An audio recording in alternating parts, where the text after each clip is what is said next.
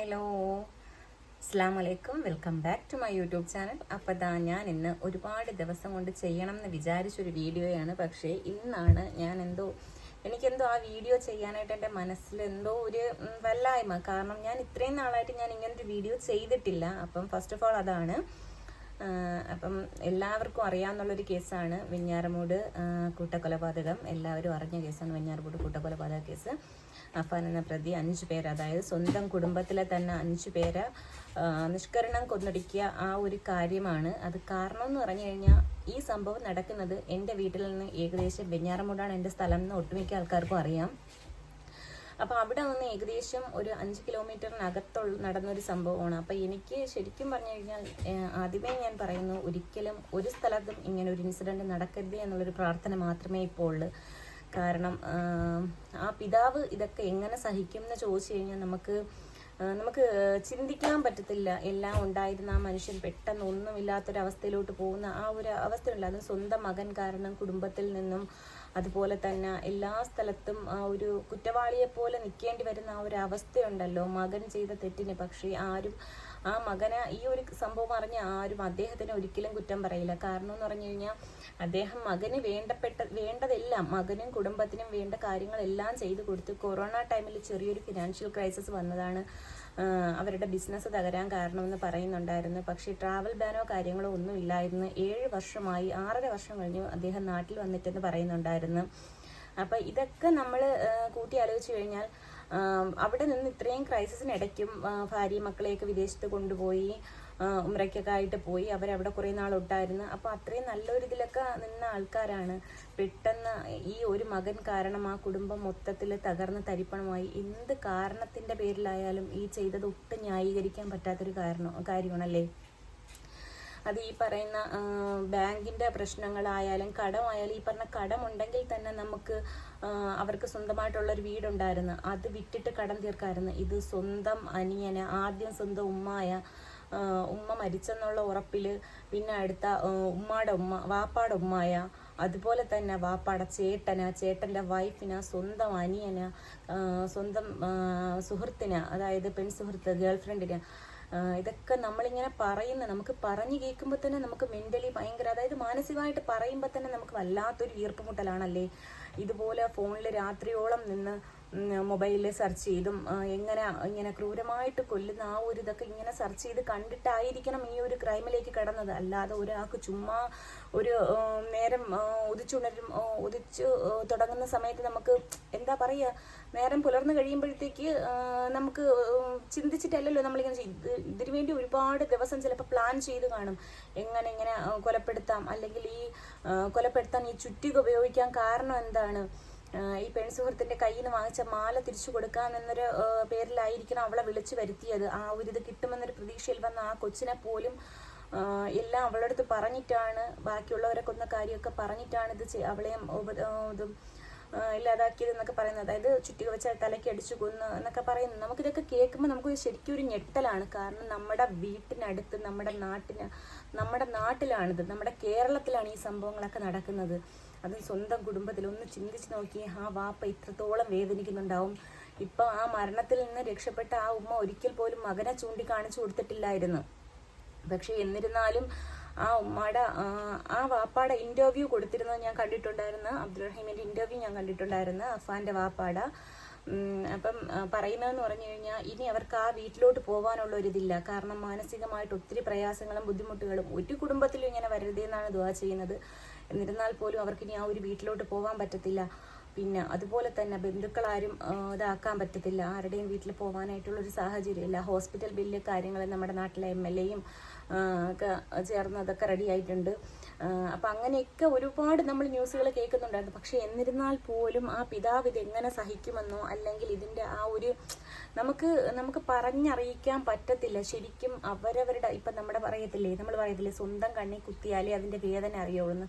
ശരിക്കും അത് തന്നെയാണ്. പറഞ്ഞാലൊന്നും ആർക്കും മനസ്സിലാവത്തില്ല. പക്ഷെ ഈ ഒരു അവസ്ഥയിൽ കൂടെ കടന്നു പോകുന്ന ആ പിതാവിൻ്റെ അവസ്ഥ ഒന്ന് ആലോചിക്കണേ. അവനെ ശരിക്കും പറഞ്ഞു കഴിഞ്ഞാൽ ഈ അഫാൻ എന്ന് പറയുന്ന കൊടും ക്രിമിനലിന്, എൻ്റെ അഭിപ്രായം മാത്രമല്ല, കേരളക്കാർ മൊത്തത്തിൽ പറയാൻ ആഗ്രഹിക്കുന്ന ഇതാണ് ഞാൻ പറയുന്നത്. കേരളക്കാർ മൊത്തത്തിൽ പറയാൻ ആഗ്രഹിക്കുന്നത്, ശരിക്കും പറഞ്ഞാൽ സൗദി അറേബ്യയിലെ നിയമം ഈ ഒരു കാര്യത്തിലെങ്കിലും വന്നാൽ, പല കാര്യങ്ങളിലും നമ്മുടെ നിയമത്തിനെ വെല്ലുവിളിക്കുന്നു, അങ്ങനെ ഒന്നുമല്ല. പക്ഷേ സൗദി അറേബ്യയിലെ നിയമം വന്നു കഴിഞ്ഞാൽ ഉറപ്പായിട്ടും ഒരു പരിധി വരെ നമ്മുടെ നാട്ടിലെ ഈ ഒരു കുറ്റകൃത്യവും കാര്യങ്ങളും ഒക്കെ കുറഞ്ഞിരിക്കും എന്നുള്ളൊരു വിശ്വാസമുണ്ട്. കാരണം എന്ന് പറഞ്ഞു കഴിഞ്ഞാൽ ഇവിടെയാണെങ്കിൽ അതായത് ഇവിടുത്തെ ഇതറിയാമല്ലോ, എല്ലാത്തിനും കൈക്ക് കൈ കാലിന് കാല്, ജീവൻ എടുത്തു കഴിഞ്ഞാൽ അത് തന്നെയാണ് ഇവിടെ. പക്ഷെ അതുകൊണ്ട് എനിക്ക് തോന്നുന്നു നമ്മുടെ നാട്ടിലാണ്, കേരളത്തിൽ, നമ്മുടെ നാട്ടിൽ ഇന്ത്യയിലെ അപേക്ഷിച്ച് ഒരുപാട് ക്രൈം കുറവാണ് സൗദി അറേബ്യയിലെന്ന് എനിക്ക് തോന്നിയിട്ടുണ്ട് പലപ്പോഴും. ഞാനിപ്പോൾ നിൽക്കുന്ന സ്ഥലം ആയതുകൊണ്ട് മാത്രമല്ല ഞാൻ പറഞ്ഞത്.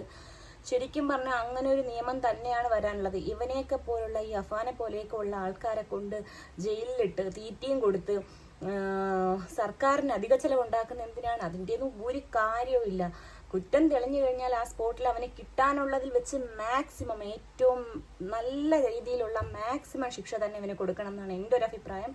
ഇത് എൻ്റെ മാത്രം ആയിരിക്കത്തില്ല, കേരളക്കരക്കാർ മൊത്തം ഒന്നടങ്കം പറയുന്ന ഒരു കാര്യമായിരിക്കും ഇത്, അല്ലേ?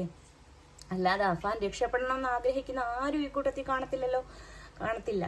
സ്വന്തം സഹോദരൻ കാക്കാന്ന് വിളിച്ചും കൊണ്ടാണ്, ശരിക്കും കാക്കാന്നോ വിളിച്ചും കൊണ്ടാണ് ആ കുഞ്ഞ് വീണത്. അതോടെയാണ് ആ രണ്ടുപേരെ, അധികം 5 മരണസംഖ്യ 5 എന്നുള്ളത് വീണ്ടും 7 ആവാനുള്ള സാധ്യത ഉണ്ടായിരുന്നു. ബന്ധുക്കളായ രണ്ടുപേരെയും കൂടെ ലക്ഷ്യമിട്ടിരുന്നു അഫാൻ.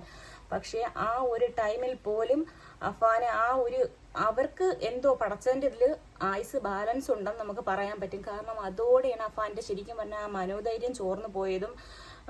അനിയനെ കൊന്നു കഴിഞ്ഞതിന് ശേഷം ചുറ്റിക വെച്ച് അടിച്ചു കൊന്ന്, അതും ഫുഡ് വാങ്ങിച്ചുകൊണ്ട് വന്ന് അത് കഴിക്കുക, അത് ഫുഡ് വാങ്ങിക്കാനായിട്ട് ഓട്ടോയിൽ പോകുന്നതും അവിടെ ഇറങ്ങി ആ കടയിൽ കയറി ഫുഡ് ഓർഡർ ചെയ്ത് വാങ്ങിച്ചുകൊണ്ട് വന്ന് അഫാനെ തിരിച്ച് ബൈക്കിൽ പോയി ഇവൻ കൂട്ടിക്കൊണ്ട് വന്നിട്ടല്ലേ ഇവൻ ഈ ഒരു ഇത് കാണിച്ചത്. അതുപോലെ ആ ഫർസാന എന്ന് പറയുന്ന മോളെ ഒന്ന് ആലോചിച്ച് നോക്കിയേ, എന്ത് പ്രതീക്ഷയോടെ ആയിരിക്കും അത് വന്നിട്ടുള്ളത്. നമുക്ക് എന്തോ ഇതൊക്കെ കാണുകയും കേൾക്കുകയും ചെയ്യുമ്പോൾ ഒരു ഭയങ്കര വിഷമം. ഞാനിത് ചെയ്യണ്ട, ഈ വീഡിയോ ചെയ്യരുതെന്ന് വിചാരിച്ച ഒരാളാണ്. പക്ഷേ എന്തോ എനിക്ക് അപ്പോൾ ഒത്തിരി പേര് എൻ്റെ അടുത്ത് ചോദിച്ചിട്ടുണ്ട്, നിങ്ങളുടെ വീട്ടിൻ്റെ അടുത്താണ് ഈ സംഭവം? അപ്പോൾ അവർക്ക് എല്ലാവർക്കും കൂടെ ഉള്ളൊരു മറുപടി ആയിട്ടും കൂടിയാണ് ഞാൻ പറഞ്ഞത്. ഇത് എൻ്റെ വീടിൻ്റെ അവിടെ നിന്ന് ഏകദേശം ഒരു 5 കിലോമീറ്റർ മാറിയാണ് ഈ സംഭവം നടക്കുന്നത്. ഞങ്ങൾ പോകുന്ന വഴിയിൽ തന്നെ പേരുമല എന്ന് പറയുന്ന സ്ഥലം, അവിടെ തന്നെയാണ് നടക്കുന്നത്. വെഞ്ഞാറമൂട് നിന്ന് ഏകദേശം 1.5 കിലോമീറ്ററിനകത്തേ ഉള്ളൂ ഈ പേരുമല. അവിടെ എത്താനായിട്ട് ഇതുപോലെ ഈ അഫാൻ ചുറ്റിക വാങ്ങിച്ച് ബാഗിൽ സേഫ് ആക്കി വെച്ചാണ് ഇവിടെ പോകുന്നത്. അതും ആ ഷോപ്പിലും കാര്യങ്ങളിലും ഒക്കെ തെളിവെടുപ്പും കാര്യങ്ങളും ഒക്കെ നല്ല ക്ലിയർ ആയിട്ട് നടന്നിട്ടുള്ളതാണ്. നിങ്ങളെല്ലാവരും കണ്ടു കാണും ന്യൂസിലൂടെ, ഞാൻ പറയാതെ തന്നെ എല്ലാം കണ്ടു കാണും. പിന്നെ അഫാന്റെ വാപ്പാടെ ഇന്റർവ്യൂ എന്ന് പറയുന്ന അതും ചിലപ്പോൾ നിങ്ങൾ കണ്ടു കാണാൻ സാധ്യതയുണ്ട്. അദ്ദേഹം ഗോകുലം ഹോസ്പിറ്റലിലിരുന്ന് ആ നോമ്പ് തുറക്കുന്ന സമയത്താണ് ഏതോ ഒരു ചാനലുകാർ അവർക്ക് ഇന്റർവ്യൂ കൊടുക്കുന്നത്.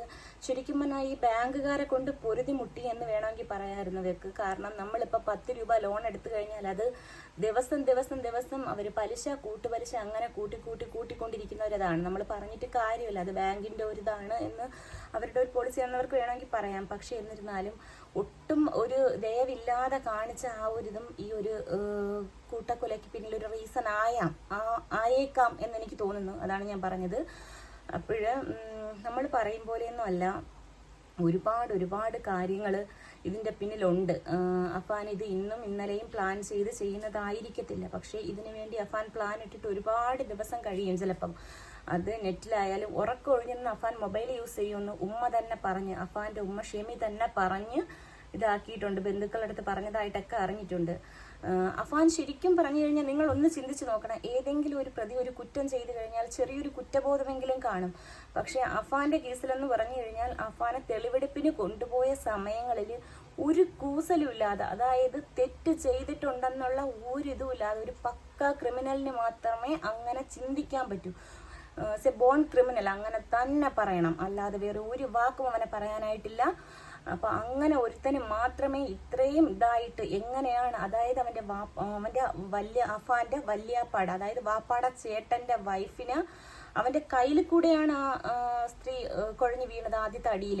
അപ്പൊ എത്രത്തോളം ക്രൂരനാണ് അവൻ. എന്നിട്ട് വീണ്ടും അടുക്കള വാതിലിലോട്ട് വലിച്ചുകൊണ്ട് പോയി വീണ്ടും അടിച്ചവരെ ഇതാക്കി കളയാണ് ചെയ്തത് ആദ്യം. എന്നിട്ട് ഇവ അവിടെ ഇരുന്ന മൊബൈൽ എടുത്തിട്ട് പോയി, അതുപോലെ തന്നെ കാറിന്റെ കീ, അങ്ങനെ പറയണ്ട, അവനെ കൊണ്ട് ചെയ്യാൻ പറ്റുന്ന എല്ലാ കാര്യങ്ങളും ചെയ്ത ഒരുത്തനാണ്. അപ്പൊ ഇനി അവനെ ഇങ്ങനെ സർക്കാരിന് ശരിക്കും പറഞ്ഞാൽ നഷ്ടമല്ലേ ഇത്? അതായത് ഇങ്ങനെ തെളിവെടുപ്പ് കാര്യങ്ങൾ ഇങ്ങനെ കൊണ്ട് നടക്കുന്നതല്ലാതെ ഇവനെ തീറ്റിപ്പോറ്റി ഇങ്ങനെ കൊണ്ട് നടക്കുന്നത്. നമ്മുടെ നാട്ടിലെ നിയമത്തിന് ഓരോരോ ഇതുണ്ട്, ശരിയാണ്, അല്ല എന്നല്ല പറയുന്നത്. പക്ഷെ എന്നിരുന്നാലും ഇവന് കിട്ടാവുന്നതിൽ വെച്ച് ഏറ്റവും വലിയ ശിക്ഷ തന്നെ കിട്ടണം. കേരളം കണ്ടതിൽ വെച്ച് ഏറ്റവും വലിയ ശിക്ഷ തന്നെ ഇവന് കൊടുക്കണം എന്നാണ് എനിക്കും കേരളക്കാർക്കും മൊത്തത്തിൽ പറയാനുള്ളതെന്ന് ഞാൻ ഇപ്പോഴും പറയുന്നു. ഞാൻ ഈ ഒരു വീഡിയോ ചെയ്യണ്ടെന്ന് വിചാരിച്ച ആളാണ്, പക്ഷെ എനിക്കിത് ചെയ്യാതിരിക്കാൻ എനിക്ക് തോന്നുന്നില്ലായിരുന്നു. അതുകൊണ്ട് മാത്രം ഞാൻ പറഞ്ഞതാണ്. അപ്പം താങ്ക് യു.